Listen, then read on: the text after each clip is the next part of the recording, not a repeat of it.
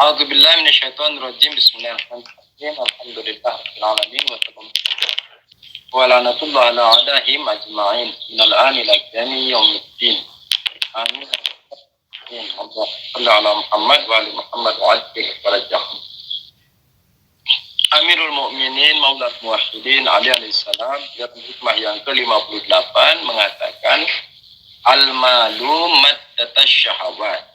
Kekayaan itu, harta itu merupakan bahan dasar dan merupakan sumber bagi segala syahwat. Sebagaimana maklum, hal ini juga kita rasakan di dalam kehidupan. Bahkan begitu dekatnya dengan kita, yakni begitu seringnya terjadi dengan kita, hingga kita lalai terhadap hal ini. Begitu hal ini akrab dan dekat dengan kita, bahkan terjadi sedemikian seringnya dengan kita, sehingga kita lalai dengan hal ini. Contoh misalnya, sebagai contoh, nauzubillah, ketika seseorang memiliki harta yang banyak, memiliki kekayaan yang berlebih, maka dengan kekayaannya itu dia akan mempergunakan sesuatu untuk memenuhi hasratnya. Contoh misalnya apa? Saya pengen mau beli mobil 2, saya mau beli rumah 2, saya mau beli istana 2, di mana sesungguhnya dia tidak butuh dengan mobil yang kedua itu, atau dia tidak butuh dengan rumah yang kedua itu, atau dia tidak butuh dengan istana yang kedua itu. Tetapi karena ada kekayaan yang dia miliki, karena ada harta yang dia miliki, maka timbul hasrat-hasrat dan syahwat-syahwat untuk memilikinya. Syahwat itu bukan hanya sisi negatif ya. Terkadang kita menanggapi bahwa syahwat itu sesuatu yang negatif. Bukan.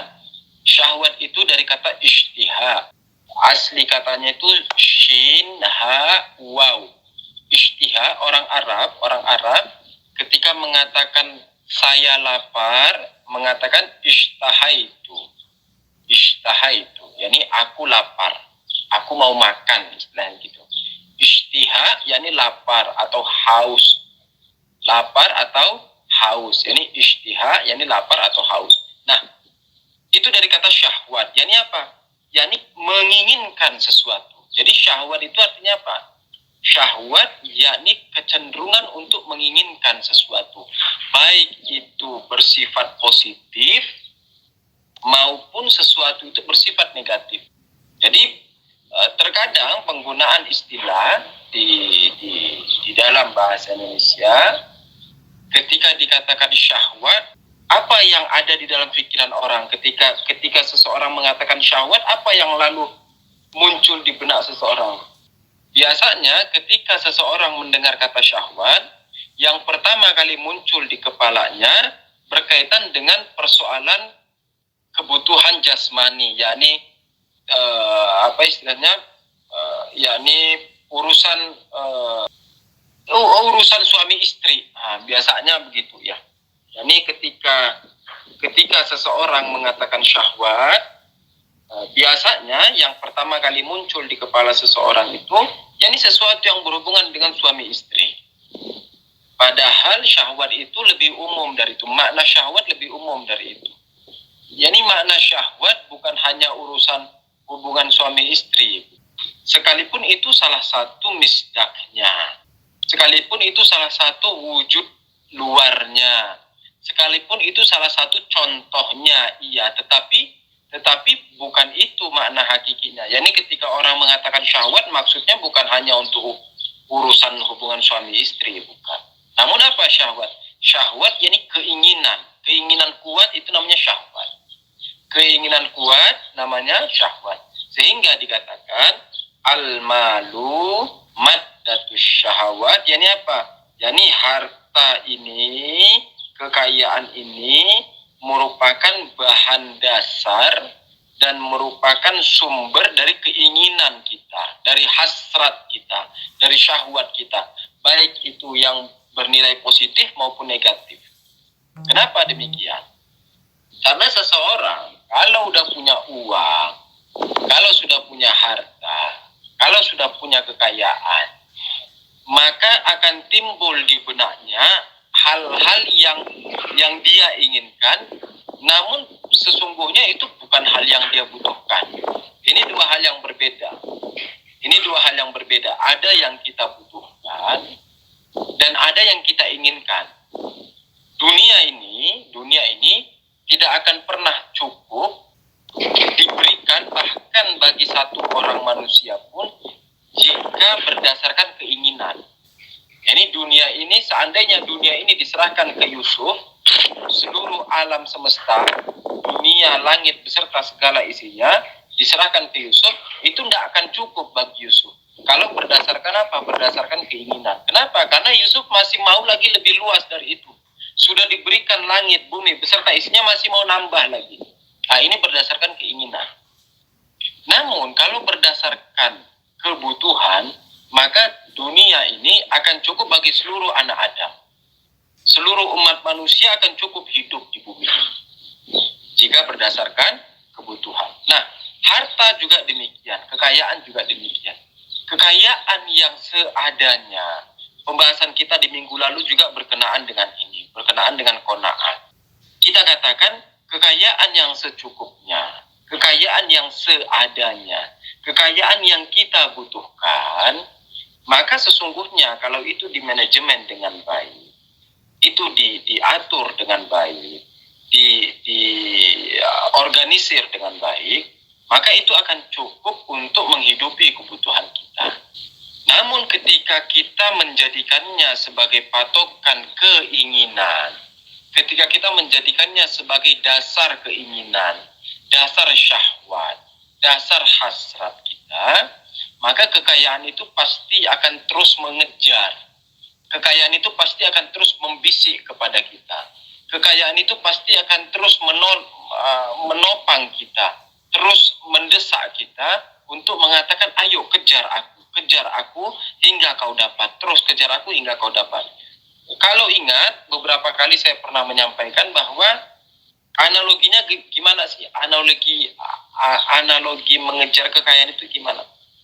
Bayangkan kita pakai topi, terus di ujung topi itu dicantolkan uang $100. Kita akan terus mengejar itu sampai ujung dunia ini kita kejar, tapi kita tidak akan pernah sampai kepadanya.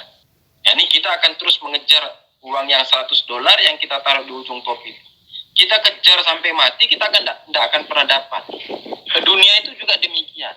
Kita mau kejar sampai mati, tidak ada habisnya, tidak akan nyampe. Orang tidak bisa menguasai seluruh dunia alam semesta ini.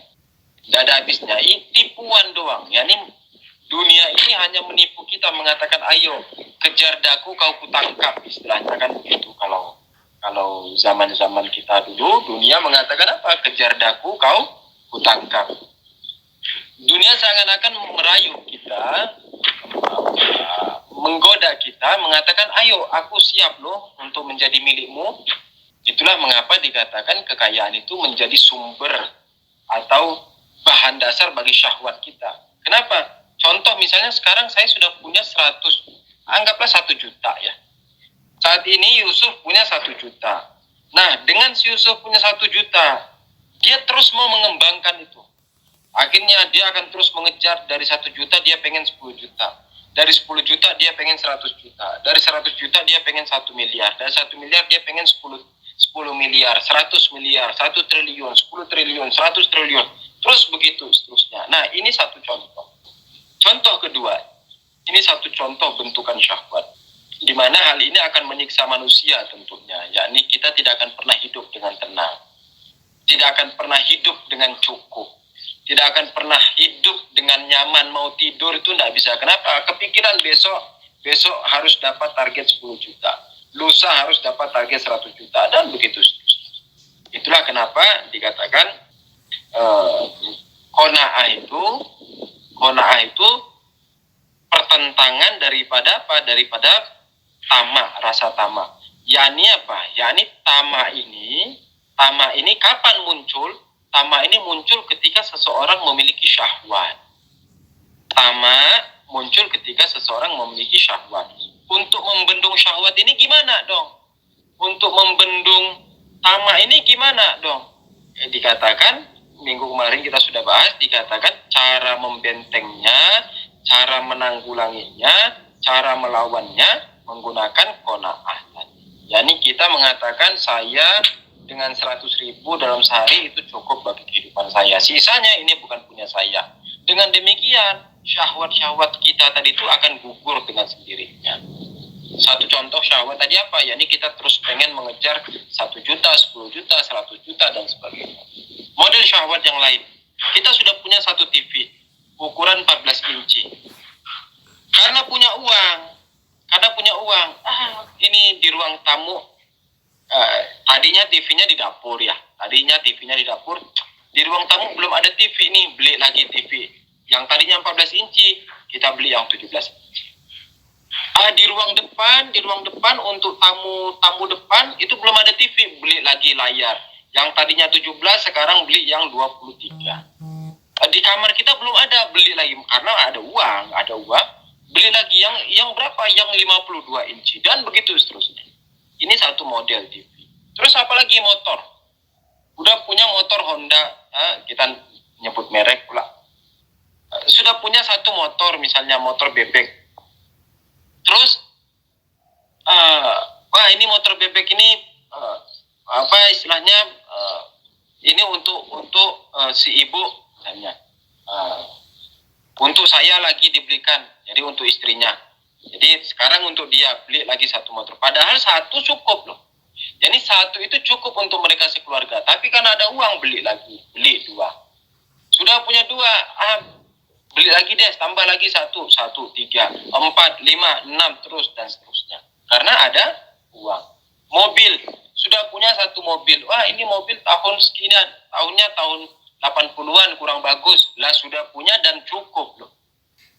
Sudah punya mobil sekalipun tahun 80-an tapi cukup untuk menopang kebutuhannya. Kita beli mobil yang tahun 2000-an, ya udah beli. Masih ada uang lagi, ya kita beli yang tahun 2010. Ada uang lagi, kita beli yang tahun 2020, dan begitu seterusnya.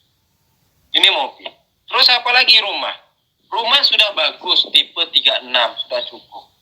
Ini tipe 36 nggak bisa, kesempitan. Oke, tipe 45 beli lagi. Tipe 45 cukup banget, kesempitan, buat tipe 54. Dan begitu seterusnya, 72, terus 100, dan sebagainya. Kalau memang tipe 36 itu sempit bagi kita, Anda harus beli rumah untuk kedua. Diperbesar saja. Rumahnya diperbesar, atau naikkan ke atas misalnya kalau butuh. Kalau tidak butuh, untuk apa? Begitu juga, dan segala macam peralatan, handphone. Sudah punya handphone 1. Ini handphone untuk aktivitas ini. Saya mau beli handphone lagi untuk aktivitas ini. 2 handphone. Sudah 2 handphone, masih kurang lagi. Handphone ini untuk yang ini, handphone ini untuk ini, handphone yang ini untuk ini. Untuk apa semua kehidupan ini? Handphone 1 kalau masih bisa dipakai nanti. Kalau sudah rusak, kalau sudah tidak bisa terpakai, kalau sudah tidak bisa dimanfaatkan, baru bismillah. Kalau punya uang silahkan beli HP, silahkan beli handphone baru. Bukan terus ada uang nih, ada iPhone baru keluar nih, beli iPhone baru. Ada Samsung baru nih, keluar, beli Samsung baru.